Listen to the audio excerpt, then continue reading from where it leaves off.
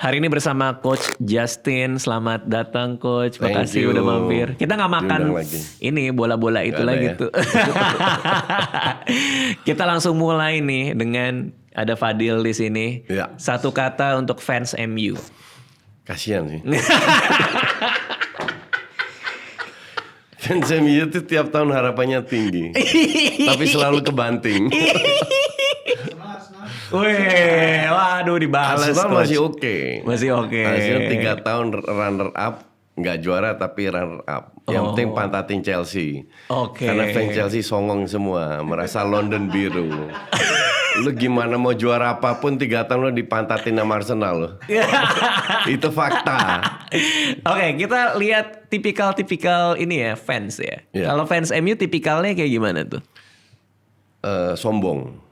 Oh iya, Iya. kan padahal katanya ini Enggak, nggak karena juara. mereka biasa kan di era Ferguson ya, which is era top lah. Dan MU itu kan kalau nggak salah mungkin fansnya paling banyak ya sama Real Madrid di dunia.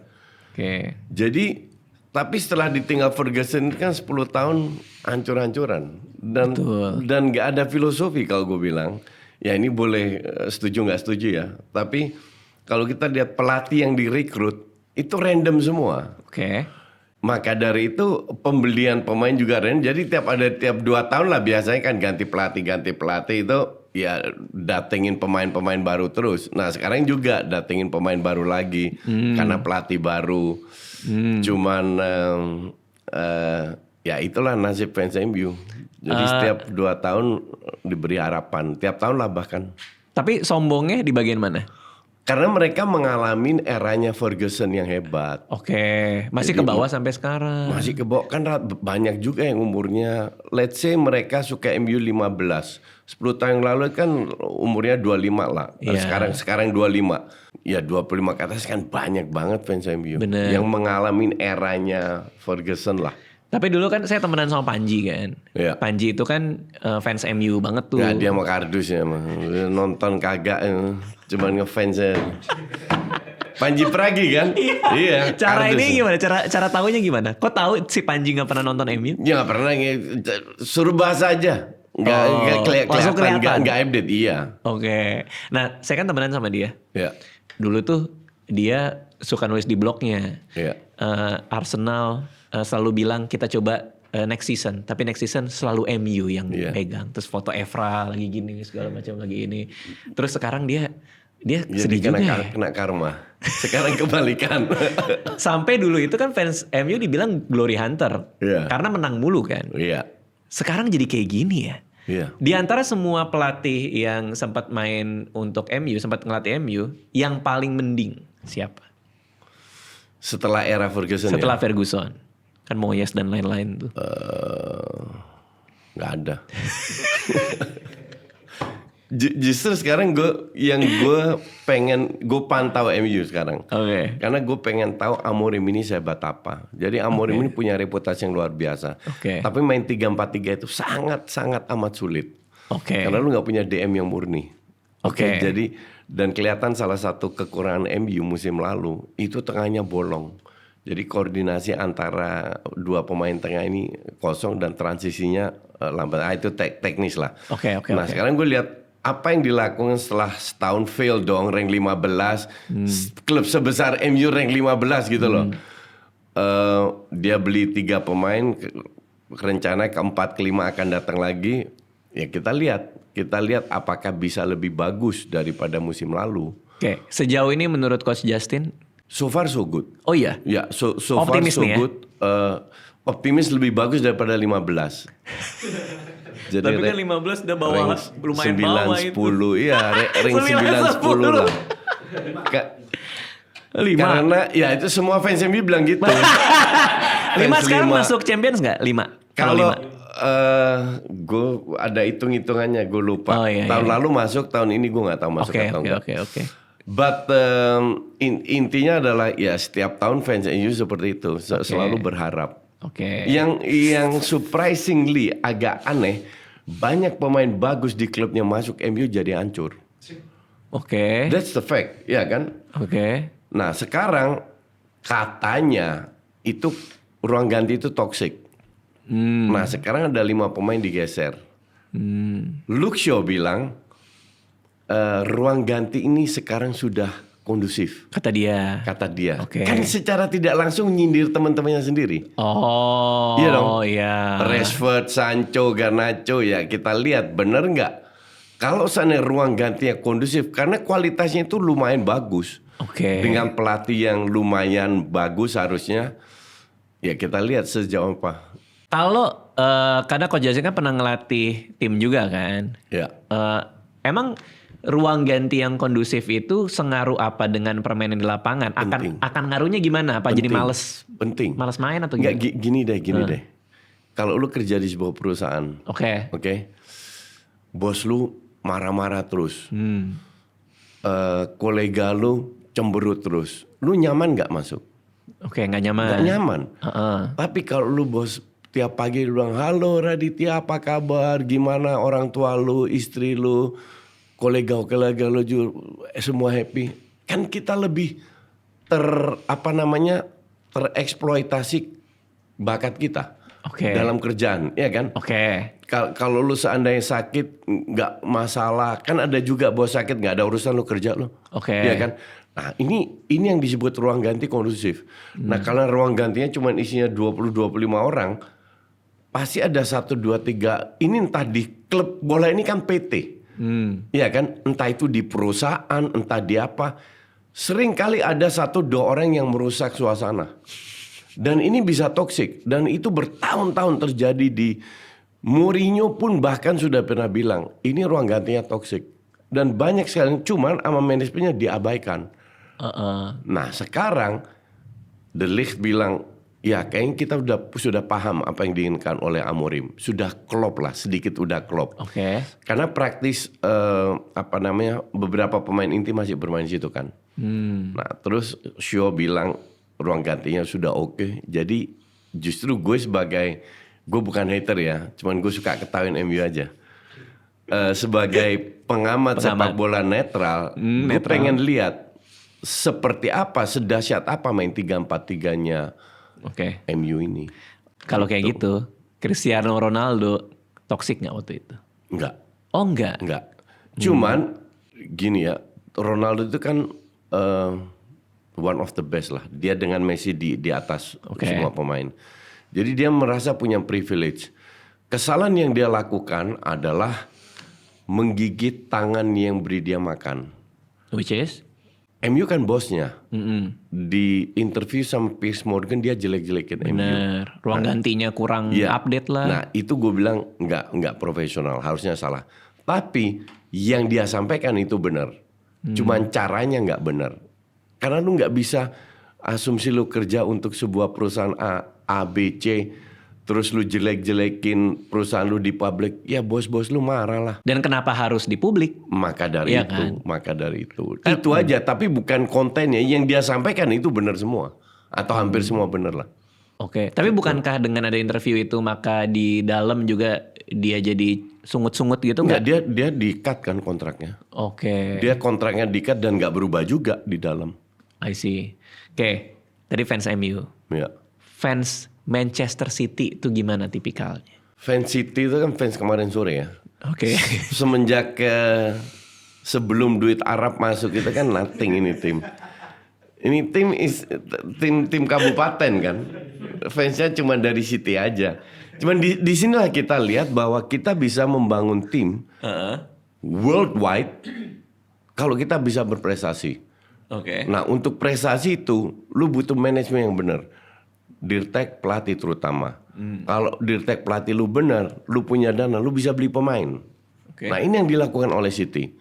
Tapi City satu-satunya tim di dunia yang punya banyak klub worldwide. Betul. Australia, Korea, Amerika Selatan, Afrika, dia punya semua. Kenapa? Untuk merekrut anak-anak pemain muda sehingga kedepannya di mana industri sepak bola sudah tak terbendung harganya, mereka bisa dapat pemain dari klubnya sendiri. Berarti City itu meskipun dia punya duit, di pemikiran visinya jangka panjang banget gitu. Karena kan pemain mudanya juga banyak tuh yang dia loan kemana-mana itu. Contoh Savinho dari Troyes punya dia. I see. Jadi dia datengin Savinho, sekarang karena nggak begitu perform mau dijual ke Spurs kalau nggak salah. Itu juga 50-an. Nah, itu duit kan. Tapi fansnya baru kemarin sore. Fansnya ya baru-baru aja. Karena mereka menang, mainnya atraktif. Gue sangat suka Pep, bukan City, Pep. Jadi gue sering nonton match City. Sering, hampir semua match gue tonton. Karena ya gaya bermain itu untuk gue kelihatan gampang, tapi justru yang gampang itu susah. Oke. Nah maka dari itu karena mereka perform atraktif, datanglah banyak fans. Kalau lihat followers mereka di sosmed itu banyak banget, gede banget. Dan kalau lu perform secara nggak langsung, income lu datang kan, bagus kan, income lu tinggi. Sama mereka bisa jual pemain. Pemain yang mereka jual itu ada value-nya. Iya. Kayak Arsenal. Gitu. Nah, apa yang terjadi musim yang lalu dengan City menurut coach? Ya, ini anomali ya. Dalam arti nggak ada satu orang yang prediksi City akan sehancur itu. Oke. Kalau orang bilang karena nggak ada Rodri, mungkin ada pengaruh yang nggak ada Rodri. Tapi itu collective failure. Jadi benar-benar semua gagal. Haaland nggak ada yang supply. Kalau supply juga nggak seefektif musim sebelumnya. Kevin De Bruyne cedera, kalau dia fit juga passing nggak nyampe. Gundogan juga so-so aja di belakang. Jadi kolektif semua itu ngedrop. Tapi sejelek-jeleknya City masih rank 4, masih main Champions League. Rank 4 kalau nggak salah mereka. Iya kayaknya ya. Liverpool, Arsenal, 3. Rank 3, Chelsea 4. Oke. Masih rank 3. Itu udah jeleknya. Gue belum pernah lihat City di bawah Pep Guardiola sejelek itu loh. Tapi masih rank 3. Iya. Jelek dari sisi mainnya, dari gaya bermain. Berarti nggak ada yang spesifik nih. Walaupun semua orang bilang nggak ada DM yang sebagus Rodri apa segala macam. Kalau coach nih semuanya hancur bersamaan aja gitu. Termasuk Rodri. Tapi gue nggak setuju kalau hanya dibilang karena nggak ada Rodri. Untuk musim depan Liverpool kayaknya belanjanya bagus tuh. Bukan bagus lagi, gila. Gila, cuman gini. Tidak ada satu tim yang benar, atau bukan tidak ada. Jarang sekali ada tim yang benar-benar dengan pembelian banyak mereka sukses. Oke. Itu butuh waktu. Oke. Liverpool core-nya ini udah ada. Oke. Tinggal menambal. Yang ditambal itu bagus. Kerkes di kiri, Frimpong di kanan, Wirtz di belakang. Sekarang Ekitike masuk, mereka kehilangan 3 striker. Mereka butuh 1 striker lagi, which is kemungkinan besar Isak. Tapi pertanyaan kan sekarang pemain kayak Ekitike, Wirtz, Frimpong, terutama bisa nggak mereka beradaptasi? Gue 2 kali nonton Wirtz, nggak kelihatan. Ekitike mungkin 15 menit, 20 menit kelihatan. Habis itu nggak kelihatan juga. Di Liverpool maksudnya kan? Di Liverpool. Oh, iya. But that's okay karena mereka baru beradaptasi. Nah nanti bulan Januari Salah pindah ke main di Piala Afrika. Hilang lagi sebulan. Oke. Nah siapa penggantinya? Kemungkinan Frimpong, Bradley di kanan. Bisa nggak kerjasama antara Frimpong dan Bradley? Masih tanda tanya juga. Apakah Van Dijk tetap perform seperti tahun lalu? Gravenberch kemarin kelihatan lawan Crystal Palace, nggak ada Gravenberch, perannya sangat amat penting. Endo nggak bisa gantiin, levelnya bukan segitu. Apakah mereka membeli seorang DM lagi yang selevel Gravenberch? Kalau itu terjadi, Endo kemungkinan dijual. Nah, semoga Gravenberch dan Van Dijk tetap fit karena tahun lalu Liverpool pemain pentingnya nggak ada yang cedera. Nah, hal-hal kayak begini itu juga penting untuk membuat sebuah tim bisa perform. Oke, kalau feeling coach dengan pembelian yang sebagus sekarang dia akan baik-baik saja. Maksudnya akan perform seperti. Ya, gini, Liverpool adalah calon kandidat kuat untuk jadi terkuat untuk jadi juara. Juara, oke. Masih calon di atas kertas. Karena gue pernah bikin konten, gue lihat 10 tahun terakhir berapa pemain yang harganya 100 juta ke atas yang perform. Praktis Mbappe doang. Iya. Yang lain drop semua. Kalau dibilang Dembele ke Barcelona, Dembele di Barcelona jelek, banyak cedera. Nggak sebagus nilainya 105 juta. Pas di PSG baru dia bangkit. Neymar ya ups and down dengan harga segitu. Sisanya nggak ada. Grealish kita lihat, Anthony kita lihat, Sancho kita lihat, flop semua. Iya. Nah Wirtz nggak tahu. Sama sekali gue nggak menilai, nggak bilang Wirtz gagal atau nggak ya. Tapi bebannya Wirtz ini besar. Takutnya mempengaruhi performa dia pas dia lagi mau adaptasi juga kan. Iya. Ini different league juga kan. Different league banget. Nggak gampang orang masuk IPL. Nah kalau seandainya dia 7-8 kali main nggak perform, pasti media ngoceh, semua ngoceh. Bisa nggak dia mengatasi itu? Ya kalau Liverpool menang terus nggak masalah. Kalau seandainya 2-3 kali kalah karena dia dapat 2 peluang, 3 peluang nggak masuk-masuk. Iya kan hal kayak gitu kan berpengaruh. Iya. Sekuat apa mental ini pemain? Okay. Karena banyak pemain Jerman itu sukses di luar, gagal juga di Inggris. Iya kayak Werner ya, Timo Werner. Timo Werner salah satu. Dulu akan ada Balak dibilang sukses, ya nggak begitu juga. Havertz sekarang. Jadi nggak gampang. But itulah indahnya sepak bola. Lu nggak bisa prediksi. Iya. Oke. Nah tadi udah disinggung kan ada Frimpong nih masuk nih. Yeah. Dia kan gantiin Alexander Arnold nih, ya kan. Yeah. Di atas kertas dia gantiin nih. Yeah. Tapi gaya mainnya beda banget. Beda banget. Nah menurut coach itu pembelian yang tepat atau apa? Kita mau disujukan taktik lain kah? Enggak. Stok yang selevel Trent Alexander-Arnold itu nggak banyak. Oke. Jadi dia harus beli pemain yang mendekati.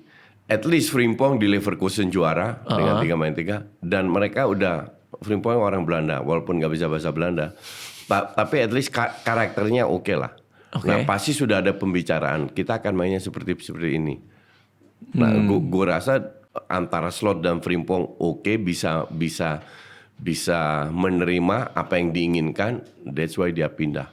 Kalau Frimpong Kerke sih untuk gue posisi penting, tapi di belakang Frimpong kan masih ada Bradley. Jadi ada kompetitornya lah. Oke. Justru yang concern itu di depan. Apakah mereka bisa, sekarang nggak ada Jota, nggak ada siapa itu yang ke Luis Diaz sama Nunes. Bisa nggak Ekitike sama Wirtz sama satu lagi mungkin Isak menggantikan 3 pemain ini? Oke. Karena kalau lu udah juara, lu keluar 400, kalau Isak datang itu kemungkinan sekitar 450 juta euro ya. Apa ekspektasi fans? Juara IPL, juara UCL. Oh iya. Karena dengan zero duit kita bisa juara IPL. Tambah 450, lu harus juara UCL. Itu kan ekspektasi fans. Iya. Nah itu kan beban. Betul. Mungkin mereka main bagus juga karena nggak ada beban di awal ya. Mungkin. Oh iya, digantiin. Dan yang lain kan flop. City jelek, MU apalagi, Chelsea juga dengan pelatih baru juga mencari. Arsenal yang bisa ngikutin Liverpool doang kan. Oke. Fans Liverpool berarti tipikalnya. Tadi udah tuh. Fans Liverpool ini waktu di zaman Klopp mereka juara setelah 30 tahun, oke? Artinya mereka sudah teruji, udah sabar. Dan banyak yang senior kan. Iya kan? Biasanya fans baru ini kan kalau lu juara baru mereka jadi fans. Liverpool kan waktu pertama kali setelah 30 tahun juara, fansnya kan masih tetap banyak. Jadi loyalitas fans Liverpool itu udah teruji lah. Berarti teruji ya? Teruji. Kalau fans Liverpool berarti udah setia, loyal. Lebih setia dan lebih waras lah. Kasar. Untuk gue dari fans paling banyak itu yang salah satu yang waras itu Liverpool. Karena mereka nggak ada ekspektasi. Nggak ada ekspektasi. Mereka bertahun-tahun dibully loh. Iya. 30 tahun lu nggak punya trofi itu something loh. Iya kan? Apalagi yang Gerrard ini kepleset ya. Iya. Terus akhirnya masuk Klopp dirombak pelan. Itu pun setelah berapa tahun kan. Masuk 2 kali final Champions League, IPL. Basicnya ada. Diganti Slot langsung juara. Jadi tren yang positif ini itu ada pondasinya. Nggak asal. Nggak kebetulan lu naik tiba-tiba jeblok. Ini pondasinya itu adalah legacy yang ditinggalkan oleh Klopp itu luar biasa. Dan pinternya Slot nggak merombak. Oke. Nggak merombak total. Jadi benar-benar ya sudah. Karena Klopp berhasil dia hanya merombak. Gue melihat ada yang salah. Endo gue ganti sama Gravenberch. That's it. Dan strikernya agak turun ke bawah sehingga di tengah ada segi 4 kombinasi di lini tengah. Dan itu berhasil. Direct footballnya masih zaman Klopp. Iya. Dan itu berhasil. Nah jadi pondasinya nih kuat. Kalau nggak juara pun, at least runner up. Atau sampai di detik-detik akhir. Kayak seri Inter musim lalu lah. Inter gue salut prestasinya musim lalu. Karena mereka masih bisa bersaing di hari terakhir di Serie A. Dan juga Champions League. Walaupun akhirnya kebantai. Tapi untuk bisa ke final, kan lu butuh effort. Iya. Iya dong? Iya bener. Nah itu harus kita hargai. Dari 0 sampai bisa ke final. Itu pas di final Champions League, antisipasi coach udah akan dengan skor seperti itu kah? Enggak. Gue pikir, gue udah bilang PSG menang, tapi tipis. Oh. Karena Inter ini agak tricky kan ini tim. Iya. Cuman ya somehow ya kayak PSG lawan Chelsea di klub World Cup itu lagi ngedrop aja. Nah kemarin Internya lagi turun di final. Iya. PSG-nya lagi on fire. Nah Chelsea-nya kemarin di klub World Cup lagi on fire. Tapi itu satu-satunya match Chelsea yang bermain bagus. Karena gue tonton sebelumnya jelek semua Chelsea main. But it happens, that's football. Tapi kalau dari sudut pandang pelatih sepak bola, melatih sebuah tim, berarti gimana caranya kita harus nyiapin? Susah. Ini lagi main bagus, ini nggak main bagus. Nggak bisa. Nggak bisa ya? Nggak, karena lu hadapin dengan manusia. Nggak usah bola lah. Karyawan lu 4, emang tiap hari mereka moodnya bagus. Kan enggak. Bertahun-tahun mereka udah nggak bagus moodnya. Kan pasti ada hari di mana mereka bad mood. Iya, lu betul. coba mengangkat, ya lu sebagai bos berusaha untuk mengangkat. Bisa berhasil, bisa enggak. Dalam sepak bola juga begitu. Karena ada 1-2 yang overconfidence. Oh ketinggalan 1-0, 2-0 nggak apa-apa kita. Ternyata nggak bisa. Jadi nggak segampang itu. Karena you deal with people. Itu yang susah. Berarti pendekatannya harus, si ini sukanya kalau gue ngomongnya gini. Nggak bisa secara kolektif ya? Ada pendekatan kolektif, ada individual. Oke. Karena tiap pemain menangkapnya itu beda. Ada yang bisa cepat nangkap, ada enggak. Makanya kalau lu latihan dari awal musim sampai akhir musim pakai itu aja, dengan intensitas gitu-gitu aja, dengan pressure gitu-gitu aja, kemungkinan besar lu bisa juara. Tapi kembali lagi, sekarang kalau ada pemain lu yang kehilangan orang tua, kan lu mau ngapain lu? Nggak bisa ngapa-ngapain. Sementara itu pemain penting. You have to let him go. Lihat dia recovernya kapan. Berapa pemain yang kita lihat hancur gara-gara kehilangan orang tuanya. Salah satu Adriano yang dari Belanda, Ihataren, ya mungkin banyak orang nggak kenal. Itu hancur gara-gara bokapnya meninggal. Kan lu nggak bisa antisipasi gituan. Dan apa yang terjadi di belakang layar kan nggak semuanya juga lu tahu. Dia ribut pagi-pagi sama bininya, tiba-tiba ke gap bininya selingkuh, kan nggak tahu kita. Iya. Dan dia nggak akan ngomong, ya coach bini gue selingkuh, gue apa, kan nggak mungkin dia ngomong gitu. Tapi dia harus main. Dia harus perform. Dan kalau dia perform jelek dibantai. Itulah kenapa pemain sepak bola layak digaji tinggi. Karena pressure-nya itu luar biasa. Lu butuh mental kuat untuk bisa perform tiap minggu, terutama di klub besar. Itu yang orang nggak ngelihat. Fans Chelsea tipikal seperti apa? Ya Chelsea ini agak sirik sama Arsenal ya. Karena Chelsea ini kan sebelum Abramovich ini tim biasa aja. I mean nggak punya kontribusi besar di Liga Inggris lah. Lu masih inget waktu COVID atau waktu apa? Klub Inggris lagi keteteran kan? Ya. Itu Gary Neville sama Carragher kalau nggak salah bilang, yang harus ngangkat Liga Inggris itu 3 klub. Liverpool, MU, sama Arsenal. Ini klub yang sudah lama perform, bukan City sama Chelsea, yang baru besar setelah duit Rusia sama duit Arab masuk. Nah Chelsea begitu. Chelsea kan melihat, makanya mereka berusaha mengalahkan image-nya Arsenal dengan trofi kan. Mereka dapat Champions League Eropa, betul lu dapat. Cuman lu kan nggak bisa ngalahin sejarah, tetap kalah, akan kalah kemana-mana. Rivalitas Chelsea Arsenal itu karena satu kota kah atau? Karena satu kota. Karena satu kota. Ya, dan mereka berusaha untuk ngalahin Arsenal dengan duit kan, dengan dana yang luar biasa kan. Makanya gue bilang, oke, lu juara, tapi lu 3 tahun dipantatin Arsenal. Gimana, itu kan fakta. Jadi sabar juga fansnya. Apa-apa nih? Enggak, fansnya enggak, justru fansnya brutal. Brutal. Pengen mengalahkan Arsenal dengan segala cara. Ya, dengan trofi yang dia digarap kan selalu trofi-trofi. Kita punya 2 trofi Champions League, kita punya nih. Fans Arsenal bilang, ya elah lu tim kemarin sore lah kasarnya. Yang nyerang coach banyak fans Chelsea juga kalau lagi live, kalau lagi apa? Oh, semua fans nyerang gue. Bukan Chelsea aja. MU lah apa. Tapi mereka selalu nonton gue. Nggak, di Indonesia ini lucunya dan gue yakin lu pasti mengalami hal yang sama. Gimana tuh? Kalau kita beda pendapat, oh Justin nggak ngerti bola. Kalau kita pendapatnya sama, oh ya coach bener. Asal sama dengan dia. Jadi mereka itu nggak pernah salah. Iya. Padahal kalau lu lihat, ya mereka umurnya mungkin baru 17-18, baru nonton bola 4 tahun, nggak keluar RT nyasar. Apa namanya nggak pernah keluar negeri, you are nothing lah kasarnya. Tapi gayanya sejuta gitu loh. Ngerti nggak?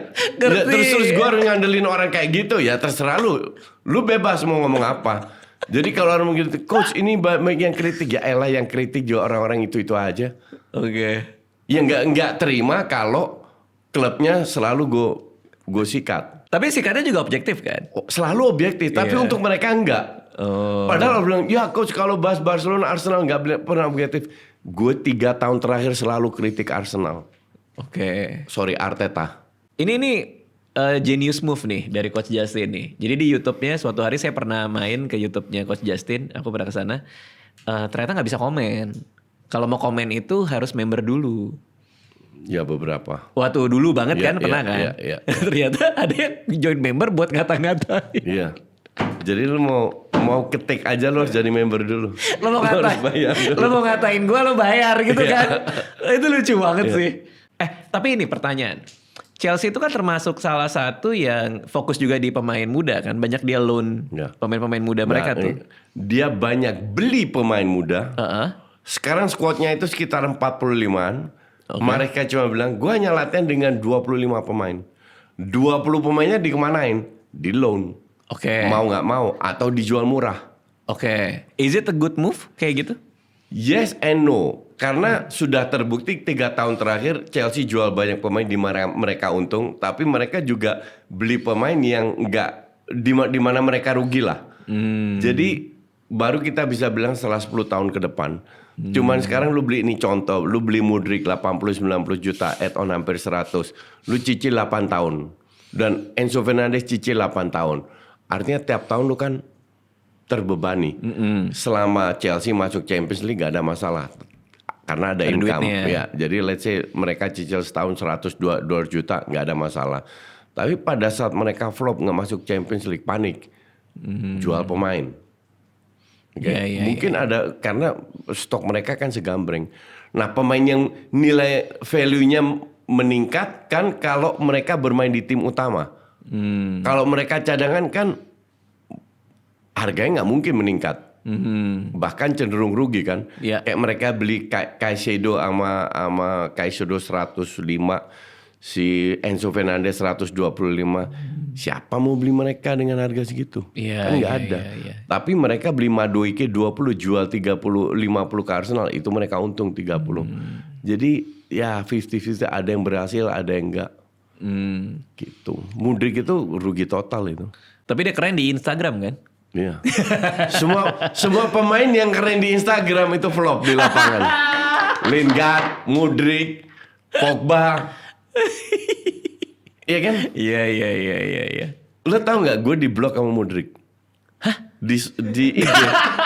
Serius? Di blok sama Mudryk? Sama Mudryk. Kok bisa? Ya, lo tanya sama dia kok bisa? Nggak, pasti coach ngerasa dong abis ngapain? Nggak? Oh iya. Iya kan? Apa? Ngomongin jadi dia? Gini, Mudryk itu dulu diincar Arsenal. Itu kan kelihatan lagi betapa nya Arteta ini nggak bisa ngeliat pemain kayak Mudryk. Itu Arsenal kalau misalnya ngebid 60 sama Chelsea dihantam 80, dia ke Chelsea. Padahal dia sebelumnya bilang, ya gue mau ke Arsenal, gue fans Arsenal. Akhirnya ke Chelsea. Lalu? Nah kan dia sering, pada saat dia masuk performa Chelsea kan jelek. Gue sering posting, tag dia.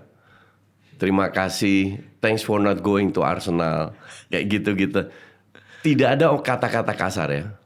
Tidak ada makian gitu, nggak ada. Hanya bilang ya gol lu luar biasa padahal tendangan jumpa fans kayak gitu ngerti nggak? Bully-bully yang soft aja. Ini tekan mentalnya aja. Iya. Tekan mental aja. Kayaknya lama-lama kesel dia, di blok lah gue. Tiba-tiba gue cari Mudrik mana nih, kok nggak ada. Di blok. Ternyata itu di blok prestasi gue. sih. Itu prestasi sih coach.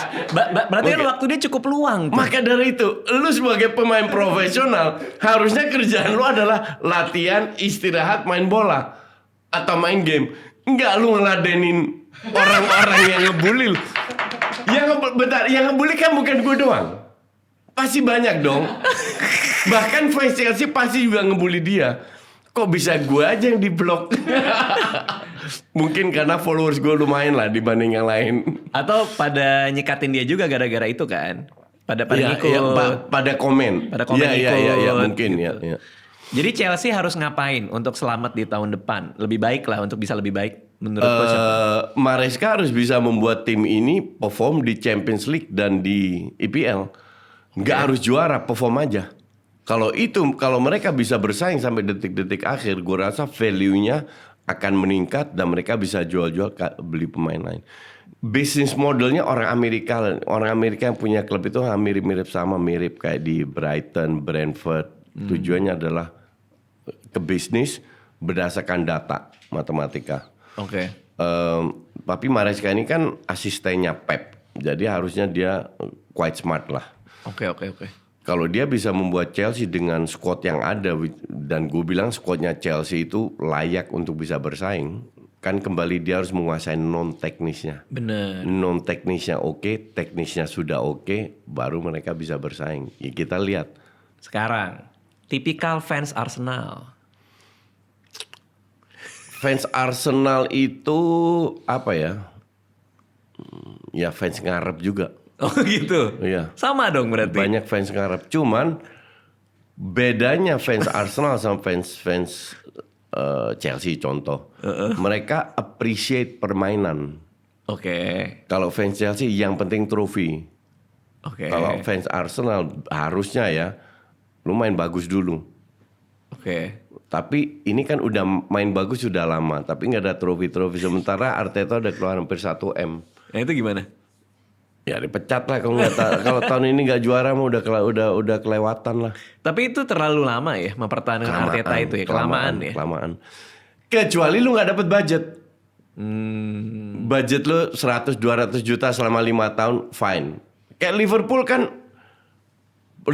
kan terkenal pelit.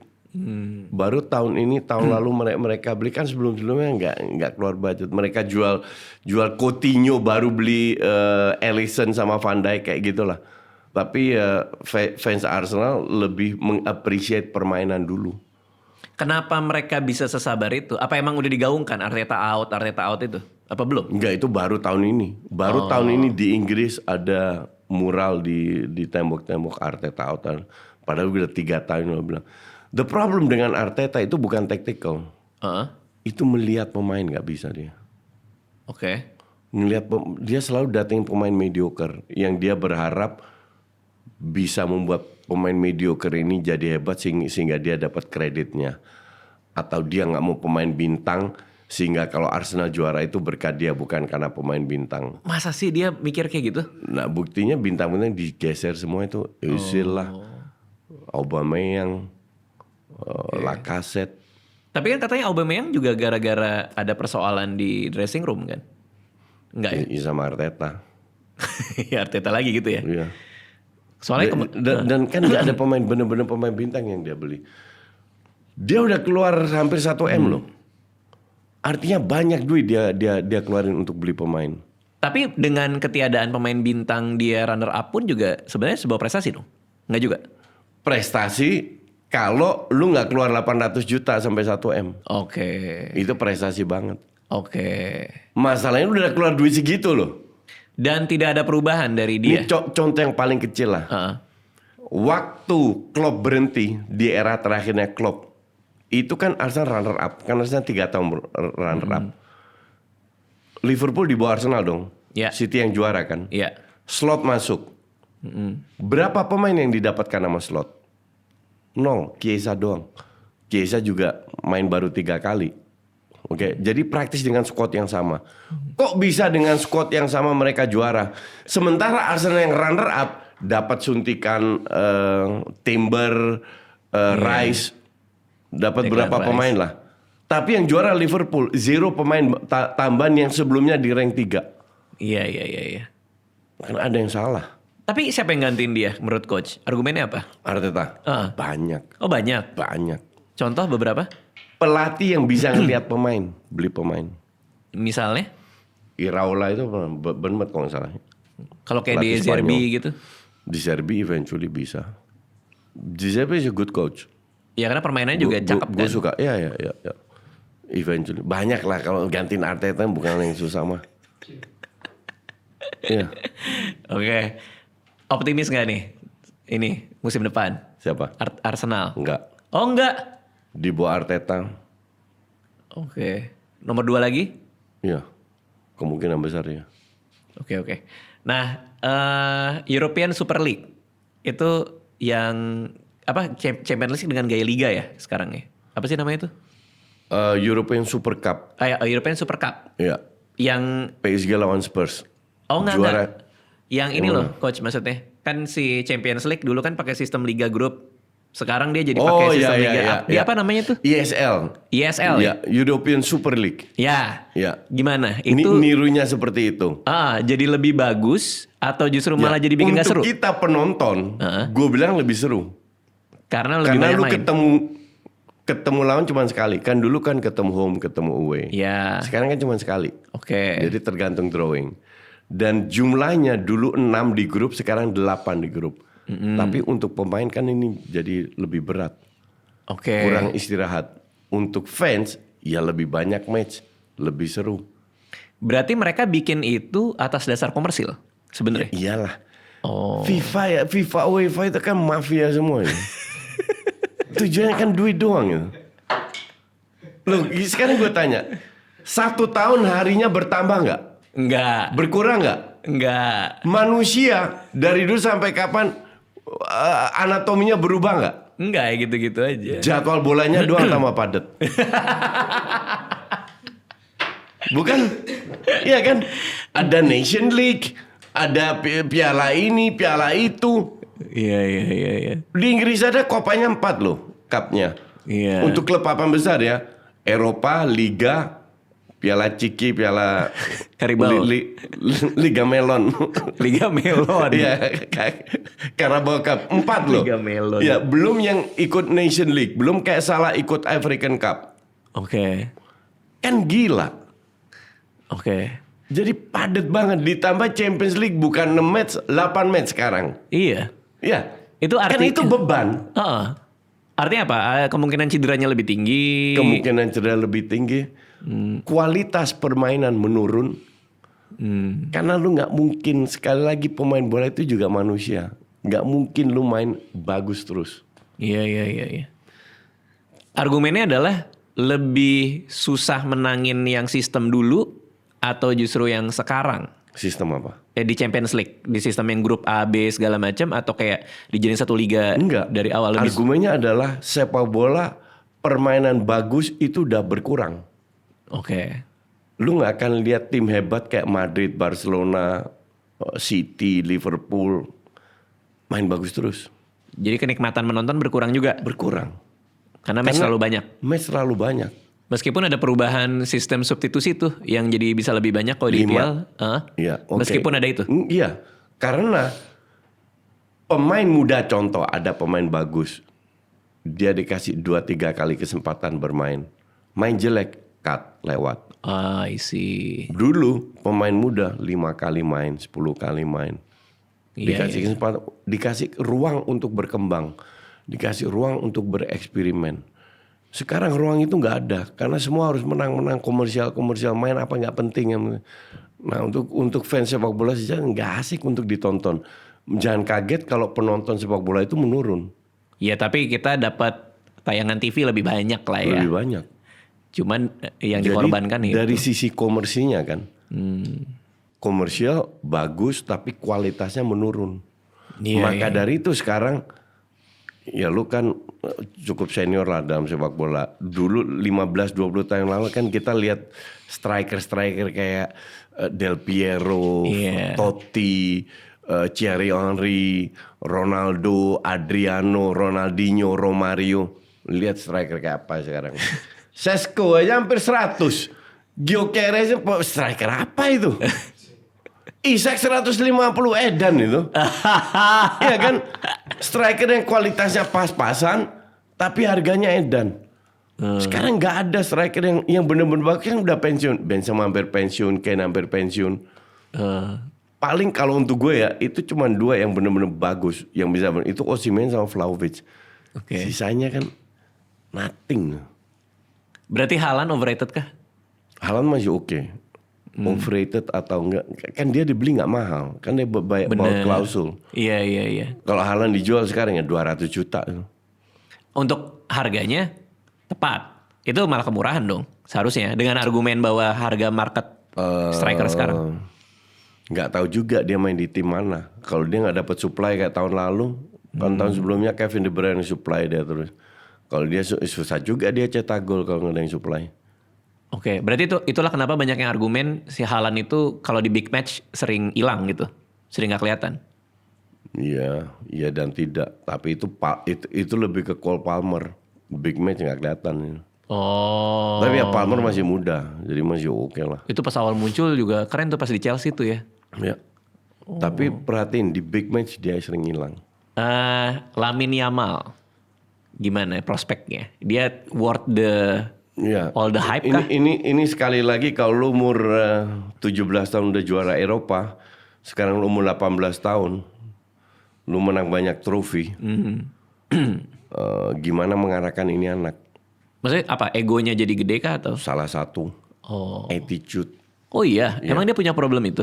Gak tahu, tapi kalau dia suka posting di IG ya untuk gua agak ngeri-ngeri sedap juga. Lagi-lagi soal posting IG ya? Iya, rambutnya dicat atau apa, ngerti nggak?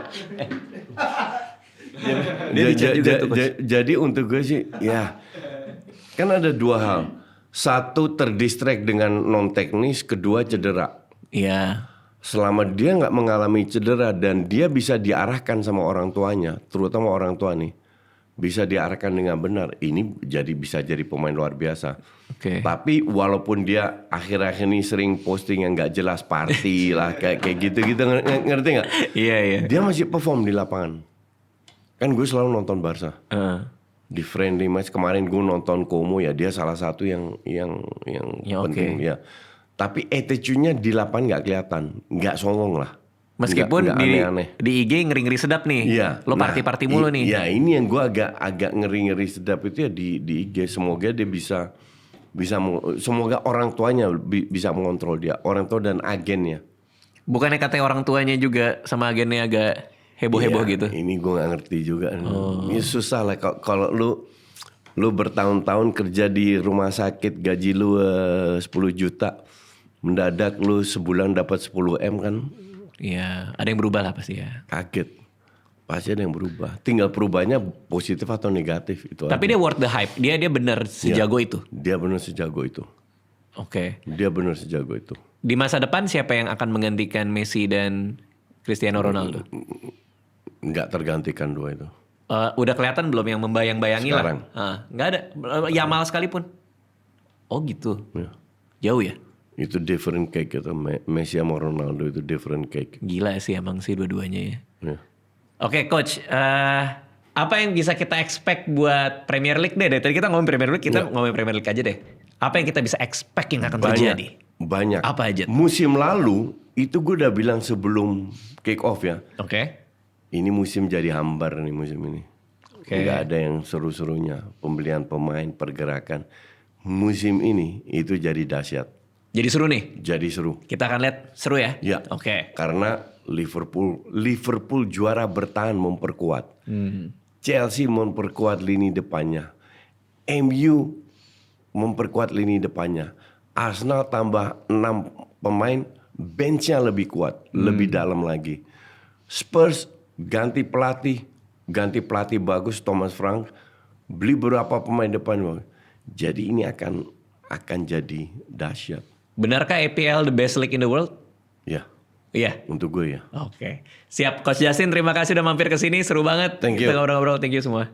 Oke, bentar nih videonya belum selesai karena tadi gue ketinggalan. Seharusnya gue pas ada Coach Justin, gue nanya pertanyaan dari member Discord gue. YouTube member gue lewat Discord.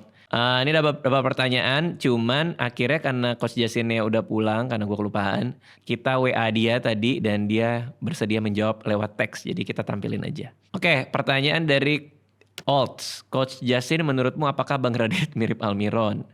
Katanya Coach Justin, Radit mirip banget sama Almiron, emoticon nangis ketawa yang banyak banget. Oke.